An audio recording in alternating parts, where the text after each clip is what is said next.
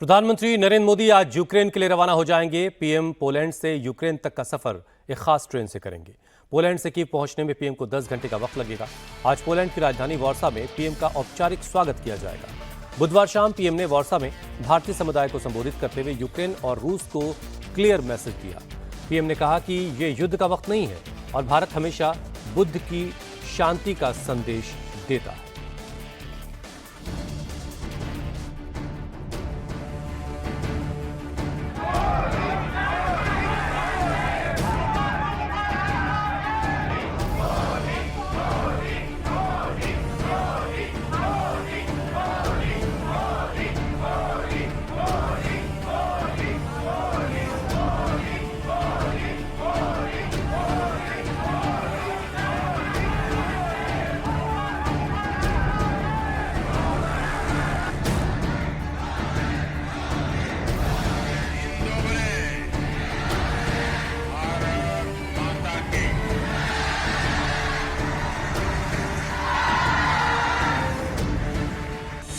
Ukraine रवाना होने से पहले मोदी का मैसेज क्लियर।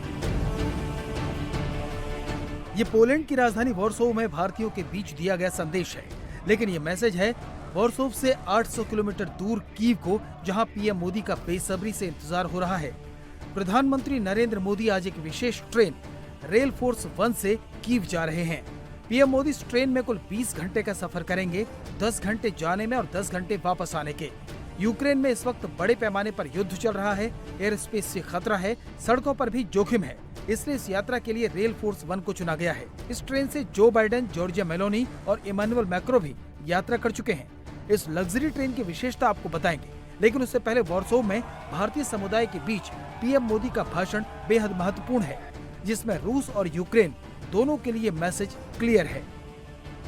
भारत दुनिया भर के नागरिकों की मदद करता है। भारत हमेशा फर्स्ट रिस्पॉन्डर के रूप में सामने आता है। साथियों, भारत बुद्ध की विरासत वाली धरती है।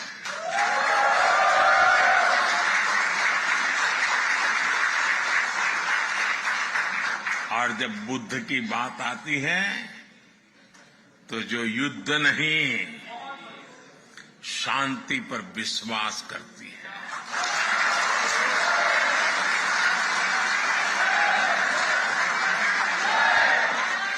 और इसलिए भारत इस रीजन में भी स्थायी शांति का एक बड़ा पैरोकार है।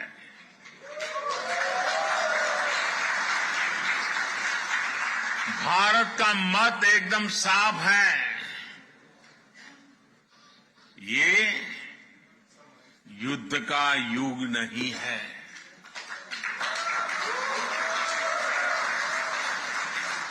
ये उन चुनौतियों से निपटने के लिए एकजुट होने का समय है, जिनसे मानवता को सबसे बड़े खतरे हैं। इसलिए भारत डिप्लोमेसी और डायलॉग पर बल दे रहा है। साथियों, जिस प्रकार आपने यूक्रेन में फंसे हमारे बच्चों की मदद की, वो भी हम सभी ने देखा है। याद कीजिए, पीएम मोदी ने जुलाई में रूस के राष्ट्रपति के सामने कहा था कि युद्ध का समय नहीं है, और यूक्रेन रवाना होने से पहले भी यही दोहरा दिया। इतना ही नहीं, पीएम मोदी ने पोलैंड की धरती से उन्हें जवाब दिया, जो भारत की लोकतांत्रिक प्रक्रियाओं पर सवाल खड़ा करते हैं। भारत मदर ऑफ डेमोक्रेसी तो है ही, एक पार्टिसिपेटिव और वाइब्रेंट डेमोक्रेसी भी है।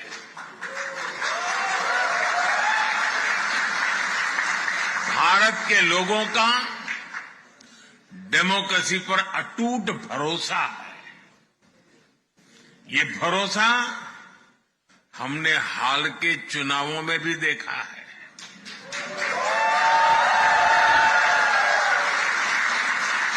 ये इतिहास के सबसे बड़े चुनाव थे। अभी यूरोपियन यूनियन के भी चुनाव हुए हैं।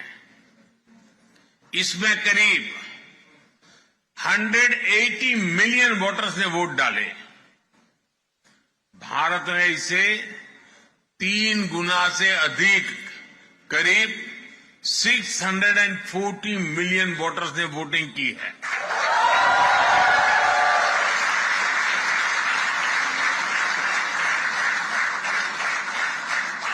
भारत के इन चुनावों में हजारों पॉलिटिकल पार्टी ने हिस्सा लिया।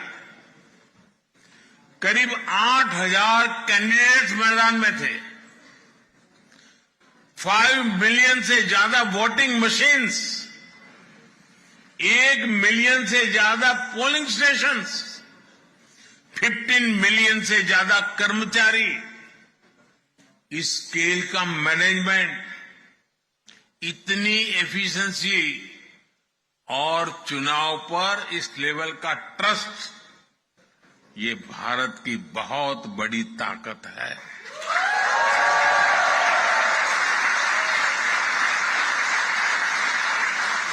दुनिया को ये लोग जब ये आंकड़े सुनते हैं ना, तो उनको चक्कर आ जाता है। पीएम मोदी उन स्मारकों पर गए जो जामनगर के महाराजा और कोल्हापुर के छत्रपति की सराहना में बने हैं।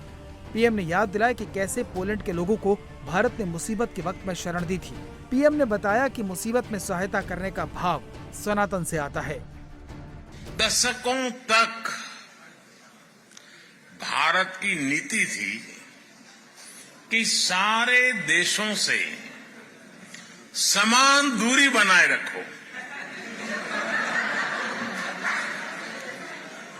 आज के भारत की नीति है सारे देशों से समान रूप से नजदीकी बनाओ।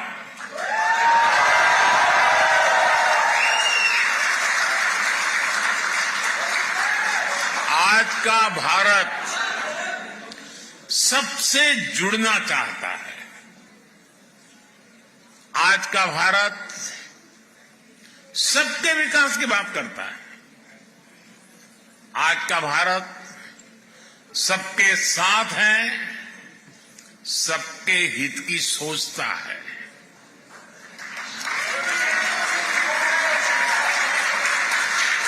हमें गर्व है कि आज दुनिया भारत को विश्व बंधु के रूप में सम्मान दे रही है। आपको भी यहां यही अनुभव आ रहा है ना? मेरी जानकारी सही है ना? साथियों, हमारे लिए ये जियो पॉलिटिक्स का नहीं है, बल्कि संस्कारों का, वैल्यूज का विषय है।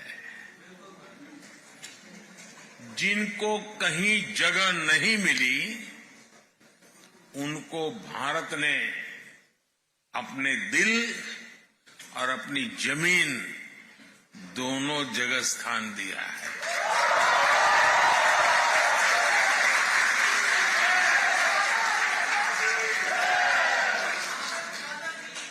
ये हमारी विरासत है, जिस पर हर भारतीय गर्व करता है। पोलैंड तो भारत के इस सनातन भाव का साक्षी रहा है। पिछले 45 साल में पहला मौका है जब कोई भारतीय प्रधानमंत्री पोलैंड की यात्रा कर रहे हैं। पोलैंड में मौजूद भारतीयों ने शानदार तरीके से पीएम का स्वागत किया और पीएम ने भी अपने भाषण से हर भारतीय का दिल जीत लिया। जो मोदी जी का हो रहा था, जो तीसरा सेशन चल रहा है उनका, तीसरा बार टर्म, बट जो ओरा उनका था पहला, और आज जो यहाँ पे देखा, रोंगटे खड़े हो गए। When he was on stage and giving speech, I feel like a family. We all are together in this hall. जैसा उन्होंने कहा, हम लोग जरूर उनकी बात को आगे ले जाएंगे और भारत से बहुत सारे लोगों को उनका एक एम्बेसडर का काम करेंगे। और जय श्री राम। इंडिया की इतनी वैल्यू बढ़ेगी इससे, यहाँ के लोकल लोगों में, कल्चर में जो इंडिया का जितना नाम है वो बहुत आगे बढ़ेगा। इससे हम उससे बहुत प्राउड फील कर रहे हैं। आज मोदी जी की जो एनर्जी यहाँ हमें देखने मिली लोगों में, यहाँ पर इंडियंस में, नेशनल्स में, बहुत proud feel. I think there was this one point where he talked about the medical advancements of India, which was truly amazing because you see what the world is achieving and then you see the rate of India, it's just phenomenal. लोग यहाँ पे सुबह से उनका इंतजार कर रहे थे, हम लोग उन्हें होटल में भी मिले और उसके बाद में he was as energetic as he was, like he always is, right? And मुझे लगता है इस टाइम पे वो सबसे ज्यादा कैरिस्मेटिक लीडर्स हैं और जिस तरीके से उन्होंने स्पीच दी, पूरा हॉल आप देख रहे होंगे जो है एनर्जी से। उन्होंने जिस तरीके से स्टैटिस्टिक्स बताया कि हम कितने आगे हैं, वो हमें बहुत अच्छा लगा। प्राउड मोमेंट था सबके सामने और ऐसे ही हम आगे बढ़ना चाहते हैं। बढ़िया अवसर था हमारे लिए पहले तो कि 45 साल के बाद कोई फाइनली प्राइम मिनिस्टर ने पोलैंड के अंदर आया और हमें इतना मोटिवेशन दिया, तो सबके लिए प्राउड मोमेंट होगी। और इसीलिए आप बार बार सुन रहे थे मोदी का नारा, मोदी का नारा। बहुत ही एकदम मतलब इतने उत्साह से सारे लोग आए हुए थे, आपने देखा कि मतलब कैसे सब लोग मतलब नारे लगा रहे थे। So it was a very touching feeling. आज वॉर्सो में पीएम का औपचारिक स्वागत होगा, बैठकें होंगी, दोनों देशों के बीच समझौते होंगे, बिजनेस लीडर्स के साथ मुलाकातें होंगी। उसके बाद पीएम यूक्रेन के लिए रवाना हो जाएंगे उस विशेष ट्रेन से जिसका नाम है रेल फोर्स 1। रेल फोर्स 1 का इंटीरियर बेहद सुरक्षित है। इसमें लकड़ी के पैनल वाले केबिन हैं जिनमें काम और आराम के लिए जरूरी सभी चीजें मौजूद हैं। ट्रेन के अंदर मीटिंग के लिए एक लंबी टेबल है, आलीशान सोफा, टीवी और लग्जरी बेड है। ये आलीशान रेल 2014 में क्रीमिया आने वाले टूरिस्ट के लिए बनाई गई थी। युद्ध के दौरान विश्व के नेताओं और वीआईपी को सुरक्षित रूप से ले जाने के लिए इसे फिर से तैयार किया गया है। पीएम मोदी भारतीय समय के मुताबिक आज शाम 5:30 बजे पोलैंड की राजधानी वॉर्सो से यूक्रेन के लिए रवाना होंगे। कीव में 7 घंटे की अपनी यात्रा के दौरान पीएम मोदी केवल वोलोदिमीर जेलेंस्की ही नहीं बल्कि व्लादिमीर पुतिन और जो बाइडेन को भी भारत की कूटनीति का चैप्टर पढ़ाने वाले हैं।